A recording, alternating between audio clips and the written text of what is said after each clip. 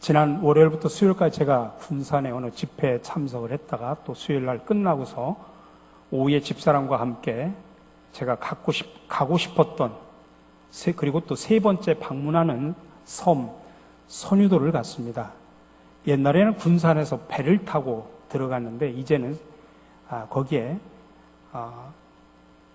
뭐라고 그러죠? 새만금이라고 그러죠? 새만금이 생기면서부터 차로 들어갈 수 있게 되었습니다. 제가 38년 전 정도 됐던 것 같습니다. 대학 다닐 때 제가 배를 타고서 들어가서 그 섬을 본 순간 너무나 아름답고 자연의 그 풍경이 너무나 아름답고 해서 정말 거기서 살고 싶을 정도로 그렇게 아름다운 모습을 보며 감격을 받고 제가 왔습니다. 그리고 또 한참 후에 지금으로부터 한 15년 전에 제가 먼저 있던 교회 교인들과 함께 그 섬을 다시 또 찾아갔습니다. 저도 기뻤고 같이 왔던 교인들도 너무 좋아했습니다. 아직도 변하지 않는 그 아름다운 자연의 순수함을 그대로 가지고 있었기 때문에 그렇습니다.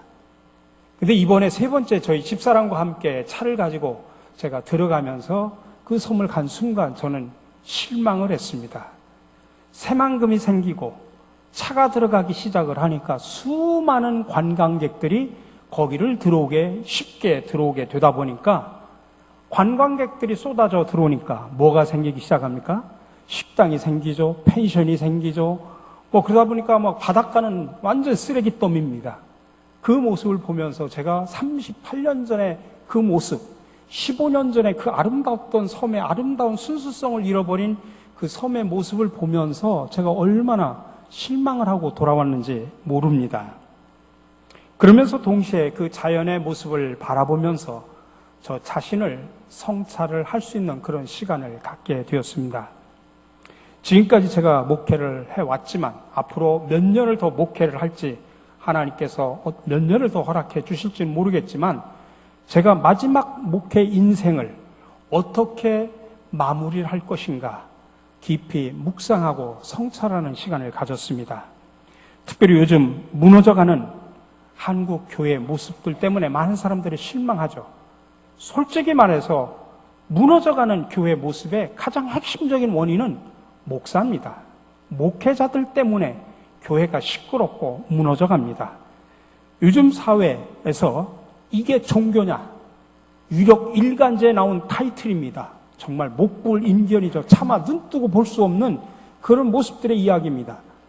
우리만이 아니죠. 불교에서는 조계종 총무원장이 바로 며칠 전에 탄핵을 당했습니다.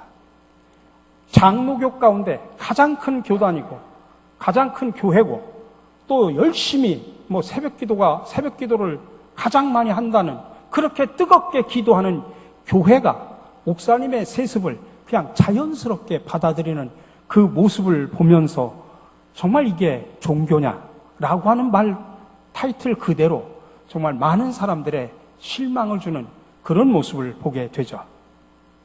그런 모습 속에서 과연 나는 어떠할까? 내가 목회를 마무리하는 시점에서 하나님과 또 우리 교인들 앞에서 어떤 목회자의 모습으로 비춰질까? 저 목사님은 정말 추한 목사였어. 그런 모습으로 내 인생이 마무리될 것인가? 아니면 완벽하지는 못했지만 그래도 끊임없이 하나님의 영광을 위해서 힘쓰고 애썼던 목사였다라고 인정을 할 수 있을지. 그러면서 제가 묵상을 하면서 내린 결론은 남은 목회, 저는 사람 의식하지 말고 하나님 의식하면서 목회를 해야 되겠다. 호람대오의 신앙으로 사람을 의식하니까 별의별 모습, 추한 모습들이 드러납니다. 그러나 하나님을 의식하면은 우리는 본질에 충실한 목회를 할 수 있다. 그래서 정말 제 자신이 추해지기 전에 저는 제 자신이 추해지면 언제든지 여러분들 목사님 나가시라고 이야기하십시오. 저는 두 손 다 들고서 제가 나갈 각오가 되어 있습니다. 그러나 저는 하나님 앞에 정말 하나님을 의식하면서 마지막까지 하나님의 영광을 위한 그런 목회를 완벽하게는 못하지만 최선을 다해서 하려고 노력은 하려고 합니다. 여러분, 무엇이든지 본질을 잃어버리지 않는다고 하는 것은 참으로 중요합니다. 우리가 본질에서 벗어나는 것을 타락이다, 부패다, 그렇게 말을 합니다. 요즘 우리 교회뿐만 아니라 사회가 어려움을 당하는 것도 사실 따지고 보면 본질에서 벗어났기 때문입니다. 그렇지만 교회는 끝까지 본질을 잃어버려서는 안 됩니다.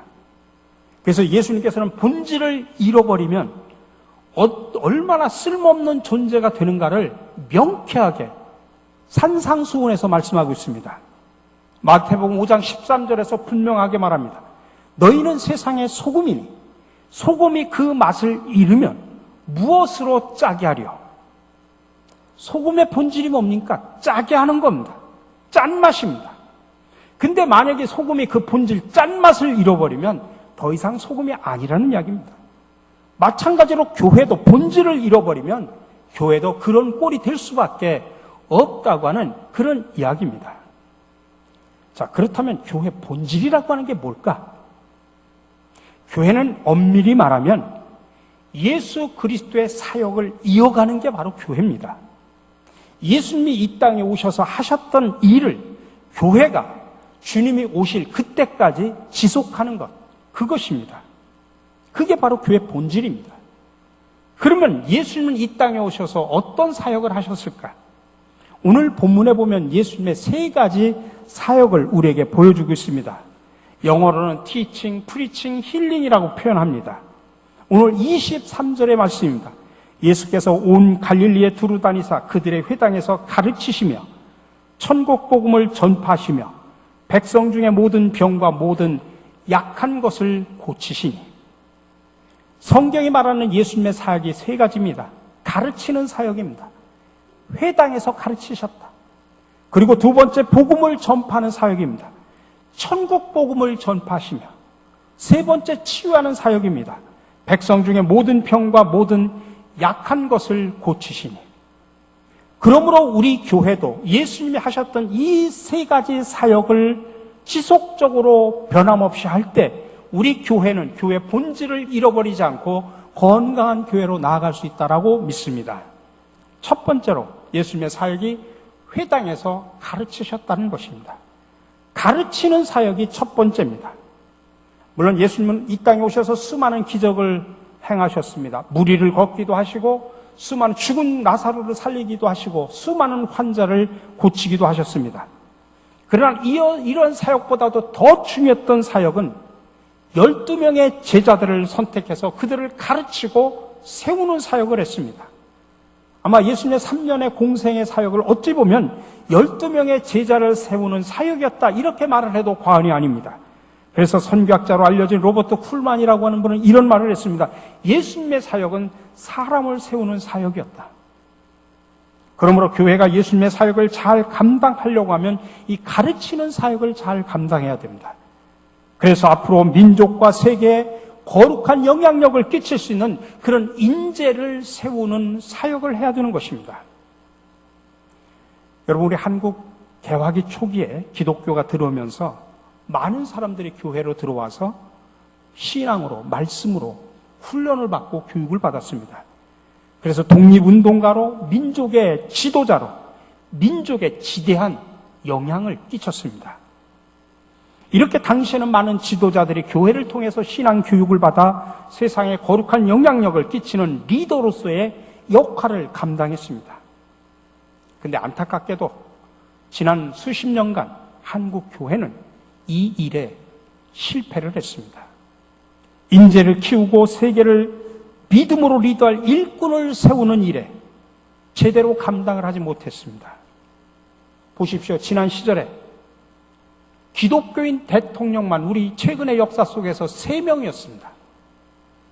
근데 솔직히 그들은 이름만 교인이었지 진정한 예수님의 제자는 아니었습니다. 심지어는 장로라는 타이틀을 가지고 있어도 만약 그분들이 분명한 말씀으로 교육을 받은 진정한 제자였다고 하면 아마 우리나라는 역사는 이미 많이 달라졌을 것입니다. 하나님이 원하시는 공의와 평화가 입을 맞추는 나라가 이미 되었을 것입니다. 근데 그렇지 못했지 않습니까? 권력과 명예는 쟁취했지만 이 땅에 하나님의 나라를 실현시키는 데는 완전히 실패를 했습니다. 교회가 교육을 잘못 시켰기 때문에 그렇습니다. 초대교회도 이 가르치는 사역은 참으로 중요했습니다. 날마다 모이기를 힘쓰고 사도들의 가르침을 받았습니다. 그래서 사도행전 2장 42절을 보면 그들이 사도의 가르침을 받아 서로 교제하고 떡을 떼며 오로지 기도하기를 힘쓰느니라고 그랬습니다. 이렇게 초대교회는 하나님 말씀을 제대로 가르쳐서 제자를 세웠습니다. 그리고 그 제자들이 가는 데마다 놀라운 변화의 역사가 일어나기 시작을 했습니다. 이런 제자들을 통해서 소아시아, 마게도냐, 로마가 다 복음화가 되었습니다. 하나님 나라의 그런 가치관이 세상 속으로 흩어지기 시작을 한 것입니다. 그러므로 우리 교회는 이러한 일꾼을 세우고 인재를 키우는 일에 최선을 다해야 됩니다. 근데 오늘 우리 이 말씀 속에서 하나 잊지 말고 우리가 기억해야 될 것이 있습니다. 예수님께서 가르치는 사역을 어디서 하셨는가라고 하는 것이 중요합니다. 오늘 말씀해 보니까 예수께서 온 갈릴리에 두루 다니사 그들의 회당에서 가르치시며, 회당에서 가르쳤다는, 그들의 회당이라는 것은 유대인들의 회당입니다. 성전에서 가르친 것이 아니라 유대인들의 회당에서 가르쳤다는 이야기입니다. 여러분, 회당이라고 하는 것은 유대인들에게는 중요한 생활의 기반이었습니다. 그래서 유대인들이 있는 마을 곳곳에는 다 회당들이 있었습니다. 우리는 보통 생각하기를 성경에 계속 이어지는 이스라엘의 역사가 성전의 역사로 알고 있지만 사실 정확하게 말하면 회당의 역사라고 말해야 됩니다. 왜냐하면 성전은 예루살렘 한 곳에만 세워져 있었습니다. 그리고 거기에서는 오직 제사만 드렸습니다. 그래서 흩어져 있는 사람들이 절기만 되면 전부 예루살렘으로 몰려든 이유가 성전이 예루살렘 한 곳에만 있었기 때문에 그렇습니다. 그러나 회당은 요소요소에 마을마다 회당이 다 있었습니다. 그래서 그 회당에서는 모여서 기도하고 강연하고 가르치고 재판하고 공부하는 다목적 기능을 가진 그들의 실제적인 신앙생활의 중심지였다는 이야기입니다. 그런데 오늘날 한국교회는 그런 회당 개념보다는 성전 개념이 더 강합니다. 일주일에 예배 한 번 드리는 것으로 성전의 기능도 똑같이 끝납니다. 그래서 교회를 지을 때도 예배 드리는 공간을 중요하게 여깁니다. 그에 비해서 교육시설, 문화시설, 생활 공간은 없습니다. 그러다 보니까 교회가 성도들의 터전이 되지를 못합니다. 그냥 단지 교회는 일주일에 한 번 주일날 예배 드리는 장소로만 그렇게 기억이 되어 있습니다. 다른 나라에는 교회 오지 않습니다. 그러니 교회는 우리의 일상생활하고는 아무런 관계가 없습니다. 우리의 신앙도 교회와 삶이 완전히 분리되어 있습니다. 이게 문제입니다. 그러므로 우리는 예수님이 성전에서 가르치신 것이 아니라 회당에서 가르치셨다는 이 사실에 관심을 가져야 됩니다. 그래서 오늘 우리 시대의 교회 모형은 성전이 아니고 회당이 되어야 됩니다. 교회는 일주일에 한 번 와서 예배 드리고 가는 곳이 아니고 우리의 삶의 중심지가 되어야 합니다. 교회는 우리의 삶의 터전이요, 우리의 영혼이 회복되어야 되는 곳입니다. 그리고 동시에 찬양하고 또 학생들이 와서 쉬기도 하고 공부도 하고 또 손님이 오면 교회 와서 만나서 약속하고 함께 차를 마실 수 있고 함께 교제할 수 있는 생활의 중심지가 되어야 합니다. 우리 교회가 이런 모습으로 바뀌어져야 됩니다. 교회는 거룩한 곳입니다. 그리스도의 피가 흐르는 예배가 있어야 됩니다. 그러나 동시에 이 교회에서 세계를 살릴 일꾼들이 나와야 됩니다. 그러므로 교회 구조가 예배하는 구조에서 가르치는 구조로 바뀌어져야 됩니다. 그래서 예배당만 있는 것이 아니라 함께 삶을 나눌 공간이 필요하고 인재를 키울 공간이 필요합니다. 우리 교회가 지하를 리모델링한 이유가 바로 거기에 있는 것입니다. 두 번째로 예수님의 사역은 흩어져서 천국 복음을 전파하는 것입니다. 여기서 전파한다는 말의 원어적인 의미는 선포한다, 설교한다는 뜻입니다. 이 선포하는 것은 가르치는 것하고는 다릅니다. 설명하거나 해석하는 것이 아니라 확신을 가지고 외치는 겁니다. 예수님은 세상에 외쳐야 될 분명한 메시지를 소유하신 분입니다. 예수님이 외친 메시지로 오늘 본문에서는 뭐라고 표현하냐면 천국 복음이라고 표현합니다. 천국 복음을 전파하시며, 그러니 예수님의 설교의 핵심이 바로 천국, 하나님의 나라였습니다. 여러분, 예수님께서 공생애를 시작하면서 첫 번째 맞이가 뭡니까? 회개하라, 천국이 가까웠다는 이야기입니다. 천국의 말씀을 하셨습니다. 그리고 마태복음 5장 이후에 산상수훈에서 수많은 비유를 들은 것이 뭐에 대한 비유입니까? 다 천국에 대한 비유입니다. 천국은 마치 이와 같으니, 천국은 마치 이와 같으니, 천국에 대한 비유입니다. 그러므로 우리는 세상에 흩어져서 천국의 복음을 전파해야 됩니다. 이것이 바로 교회가 해야 될 두 번째 사역입니다. 그러니 우리는 세상에 나가서 천국 운동을 하셔야 됩니다. 근데 문제는 많은 사람들이 천국을 오해하고 있다고 하는 것입니다. 흔히들 그런 생각을 한다. 교회 잘 다니다가 죽으면 가는 그곳, 그 장소가 천국이라고 생각합니다. 꼭 틀린 말은 아니지만 또 정확한 말도 아닙니다. 성경에서 말하는 천국은 그런 공간적인 개념, 그런 장소의 개념이 아니고 통치의 개념입니다. 다시 말하면 하나님이 다스리고 하나님이 지배하는 곳, 그곳이 바로 천국이라 성경에서는 그렇게 말하는 것입니다. 막연히 저 멀리 어떤 공간에 있는 것이 아니고 예수님이 주인이 되어 다스리는 곳, 그곳이 바로 천국입니다. 그리고 그것은 미래에 어떤 때 나타나는 것이 아니라, 미래에 오는 것이 아니라 현재 이미 우리 안에도 있다고 하는 것입니다. 그러니 여러분, 지금 이 순간 내 삶 속에서 예수님이 주인이 되어서 예수님이 나를 지배하고 다스린다고 하면 여러분은 이미 천국을 소유한 줄로 믿으시기 바랍니다. 우리 가정도 예수님이 주인이 되시고 예수님이 다스린다고 하면 우리 가정은 이미 천국을 소유하고 있는 가정입니다. 우리 교회가 목사와 장로가 주인이 아니라 예수님이 주인 되시고 다스린다고 하면 우리 교회는 이미 천국을 소유한 교회입니다. 그러나 교회를 열심히 다니고 종교 행위를 열심히 하고 봉사도 열심히 했지만 예수님이 우리 교회와 나의 삶과 나의 사역 속에 주인이 되시지 않는다면 열심히 땀만 흘렸지 천국 백성으로서 천국 복음의 주인공은 아니라는 사실을 여러분 명심하셔야 됩니다. 천국은 하나님이 통치하고 다스리는 곳이고 예수님이 주인 되어 다스리는 곳입니다.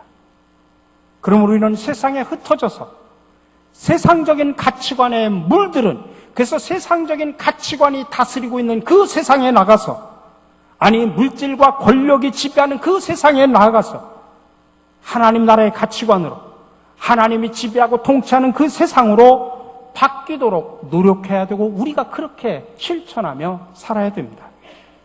이것은 정치, 경제, 사회, 문화, 교육, 심지어는 교회 영역까지 우리 삶의 모든 전 영역에 선포되어야 하는 것입니다. 이것이 바로 오늘날 교회가 해야 될 전도이고 선교의 사명입니다. 또한 우리 교회 선교 비전 중에 하나인 생명 살림 운동 가운데 죽음의 문화를 생명의 문화로 만들어가는 것이기도 합니다. 마지막 세 번째는 병든 자를 치유하는 사역입니다. 백성 중에 모든 병과 모든 약한 것을 고치시니 예수님의 세 번째 사역이 바로 치유입니다. 예수님은 온 갈릴리를 다니시면서 육체적으로 병든 자들을 많이 치유하셨습니다. 또 많이 그들을 살리셨습니다. 원래 이 구원이라고 하는 단어 속에는 치유라는 말도 포함되어 있습니다. 그래서 십자가의 사건이라고 하는 건 단순하게 영혼의 구원만을 말하는 것은 아닙니다. 예수님이 십자가를 지실 때 우리의 육체적인 질병뿐만 아니라 우리의 많은 정신적이고 영적인 약한 것도 함께 짊어지셨습니다. 그러니 구원은 한 인간을 총체적으로 거듭나게 하는 것입니다. 그래서 예수님이 진정한 구원자요 치유자라 그렇게 말하는 것입니다. 그런데 예수님의 치유 사역은 물론 성경의 육체적인 그런 질병을 치유하는 사역도 하셨지만 마음의 질병도 포함하고 있다는 사실을 아셔야 됩니다. 특별히 현대에 오면서 오늘날 많은 사람들이 육체적인 질병 때문에도 힘들어하지만 마음의 질병으로 힘들어하는 사람들이 갈수록 점점 늘어가고 있습니다. 마음의 질병은 사회에 큰 위기를 가져옵니다. 왜냐하면 그것은 단순하게 나 자신의 마음의 문제만으로 끝나는 것이 아니기 때문에 그렇습니다. 그런데 모든 질병은 그 병을 일으키는 원인균을 제거하면 쉽게 고칠 수가 있습니다. 마음의 병은 우리가 살아가는 세상의 환경과 밀접한 관계가 있습니다. 그렇기 때문에 우리는 우리가 살아가는 세상을 정확하게 꿰뚫어 볼 수 있어야 됩니다. 첫 번째로 우리가 살아가는 세상은 너무나 바쁜 세상입니다. 남편은 직장과 사회 속에서 경쟁으로, 자녀들은 시험 공부와 진로의 문제로, 아내는 남편에 대한 불만과 자녀들의 진로 걱정으로 인해서 모두가 몸은 분주하고 마음은 건강을 잃어가고 있습니다. 그런데 여러분, 사람이 바쁘게 살다 보면 결국에는 자신을 잃어버릴 수 있다는 사실을 기억하셔야 됩니다. 두 번째로 세상은 업적 위주의 세상입니다. 현대는 결과를 만들어야 하는 업적 위주의 세상입니다. 업적을 중시하다 보니까 각종 편법과 속임수가 난무합니다. 과정과 절차보다는 결과에 치중하다 보니까 서로 경쟁이 치열합니다. 남을 이겨야만 내가 살아남는 그런 경쟁 구도에서 상대방은 친구나 동료가 아니라 내가 죽여야만 되는, 쓰러뜨려야만 되는 그런 적입니다. 그러니 그런 과정 속에서 얼마나 많은 갈등이 생기겠습니까? 또한 현대는 비본질적인 세상입니다. 본질이라는 것은 그것으로 그것 되게 하는 것, 그렇게 말합니다. 그러나 오늘 우리가 살아가는 세상은 본질보다 비본질이 우선됩니다. 세상을 돈과 물질이 우선하는 황금 만능주의로 이미 만들어져 버렸습니다. 또 개인의 외모가 개인 간의 우열과 인생 성패 기준이 되어버린 외모 지상주의의 사회로 만들어 버렸습니다. 이처럼 비본질이 본질인 것처럼 되어버린 그 오늘날의 세상을 향해서 유명한 사회학자 에릭 프롬은 인간이 소유적 존재로 전락해버렸다고 그렇게 비판을 했습니다. 네 번째는 목적과 과정이 혼재된 세상입니다.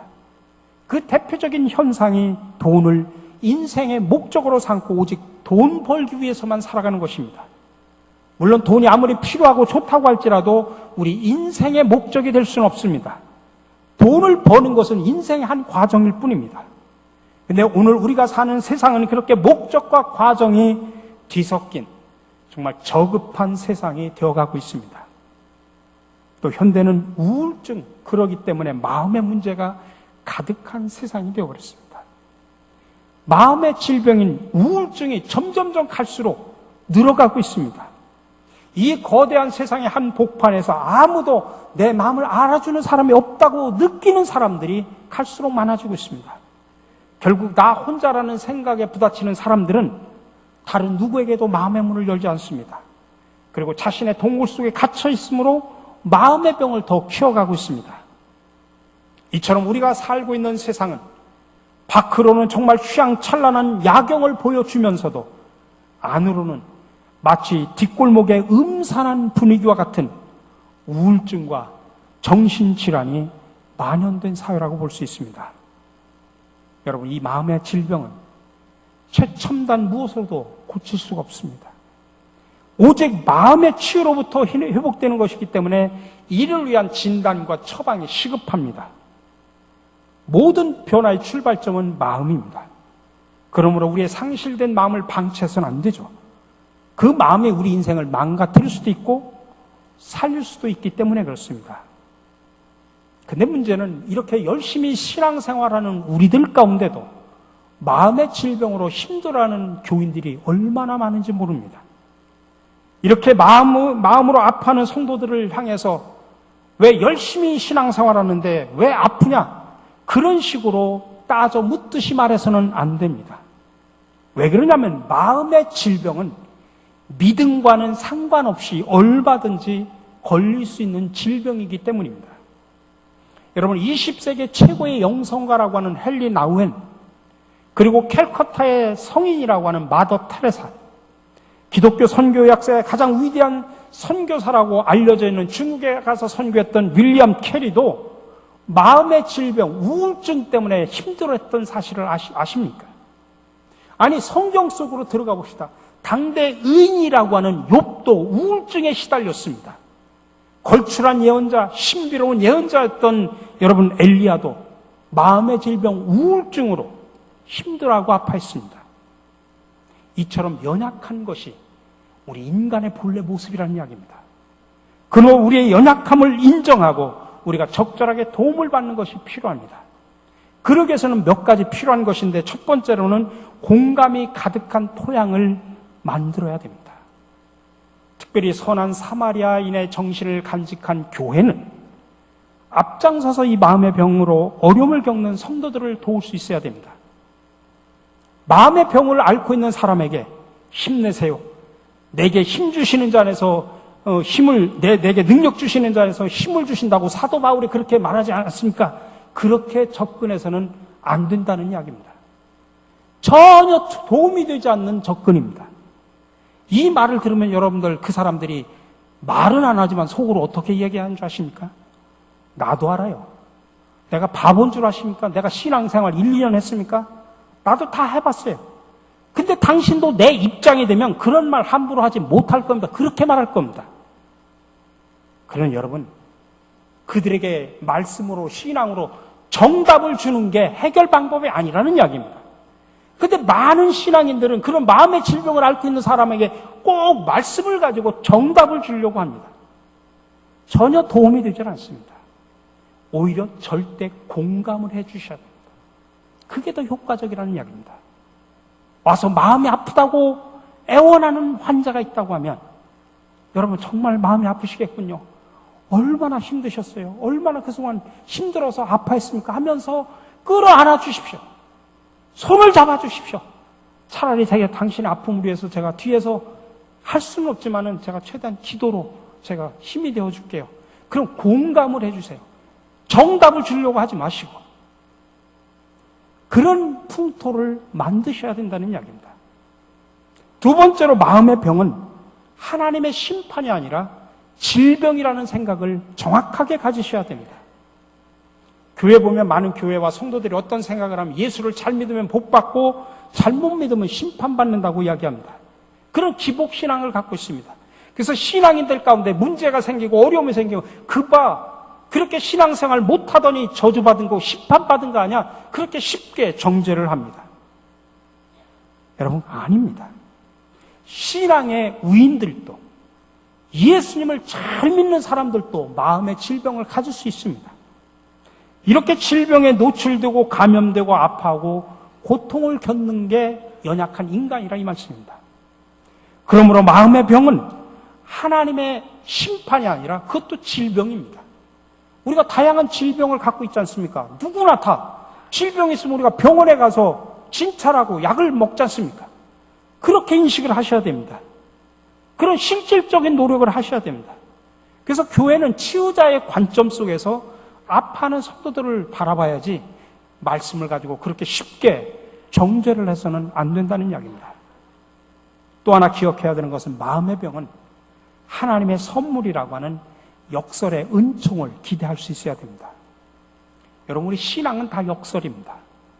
깊은 절망감에 빠져 있다가도 하나님께서 주시는 그 생명의 빛 하나, 그 한 빗줄기를 비춰주면 우리는 그것 붙들고 우리가 일어설 때도 있습니다. 아까 말씀드렸던 최고의 20세기 영성가였던 헨리 나우에는 오랫동안 우울증에 시달렸습니다. 그런 와중에 그는 하나님과 깊은 교제를 하다가 하나님을 뜨겁게 만납니다. 그러면서 우울증을 겪으면서 자신의 연약함 속에서 하나님의 빛을 발견하고, 그리고 나서 그는 우울증을 뭐라고 진단을 했냐면 예상치 못한 하나님의 선물이라고 표현했습니다. 사람들이 자기가 우울증 때문에 하나님의 놀라운 생명의 빛을 발견했기 때문에 그 우울증이, 마음의 질병이 오히려 자기에게는 하나님의 은혜, 선물이라고 표현한 겁니다. 여러분, 사람이 막 자신에 대해서 절망하면 절망할수록 더 하나님을 찾는 경우도 있지 않습니까? 그래서 마음의 병도 하나님의 은혜를 경험할 수 있는 은혜의 통로가 될 수 있다는 이야기입니다. 그러므로 마음의 병을 믿음이 부족하다는 이유로 정죄하거나 또 우리 스스로 숨길 필요가 없습니다. 우리 사랑하는 성도 여러분, 지금 우리가 살고 있는 이 사회는 비본질이 가득한 세상입니다. 근데 문제는 그 비본질이 우리 교회 안에도 가득하다는 이야기입니다. 우리나라 한국 교회 현실도 본질에서 너무나 벗어나 버렸습니다. 이 같은 비본질적인 교회 모습 때문에 교회가 세상으로부터 이미 외면을 받고 있는지 오래입니다. 우리가 세상을 걱정하는 것이 아니라 이제는 세상이 우리를 걱정하고 있습니다. 이런 비본질적인 모습들 때문에 교회 안에서 상처를 받기도 하고 비교의식을 갖기도 하고 마음의 문제를 더 심화시키는 면도 있습니다. 따라서 교회 본질을 회복하는 일은 뒤로 미룰 수 없는 시급한 과제입니다. 그렇습니다. 이제 저와 여러분 그리고 우리 교회는 본질을 잃지 말고 예수님께서 하셨던 이 세 가지 사역을 이 땅에서 끊임없이 지속적으로 추구해 나가는 교회가 되기를 간절히 바랍니다. 그래서 우리 교회를 통해 이 세상에서 거룩한 영향력을 끼칠 인재들이 세워지고 육체적으로나 정신적 그리고 영적으로 질병과 연약함으로 상처받는 사람들에게 치유의 역사가 나타나고 우리가 세상에 흩어져서 하나님이 다스리고 통치하시는 그런 천국 복음이 전파되어 우리 모두에게는 건강한 성도, 건강한 교회, 또 건강한 사회를 만들어가는 저와 여러분과 우리 교회가 되기를 주님의 이름으로 간절히 축원합니다. 사랑의 주님, 이 세상은 갈수록 병들어가고 있습니다. 그러다 보니 비본질적인 것들이 판을 쳐 더럽고 추악한 냄새들이 이곳저곳에서 흘러넘치고 있습니다. 심지어는 거룩해야 하는 교회마저도 썩은 냄새들로 가득 차 세상 사람들로부터 버림받고 이제는 오히려 염려거리가 되고 있습니다. 자비의 주님, 이 시간 성령께서 임재하셔서 우리를 새롭게 하여 주시옵소서. 그리하여 교회 본질을 회복하여 세상에서는 빛을 발하고 하나님께는 영광을 돌리는 교회로 거듭나게 하여 주시옵소서. 오늘 주신 말씀처럼 예수님의 3대 사역, 가르치고 전파하며 치유하는 사역을 우리 교회가 잘 이어받아 세상에 희망과 용기를 주는 교회가 되게 하여 주시옵소서. 우리 교회가 항상 주님이 원하시는 교회로 거듭나기를 원하시는 예수 그리스도의 이름으로 기도드립니다. 아멘.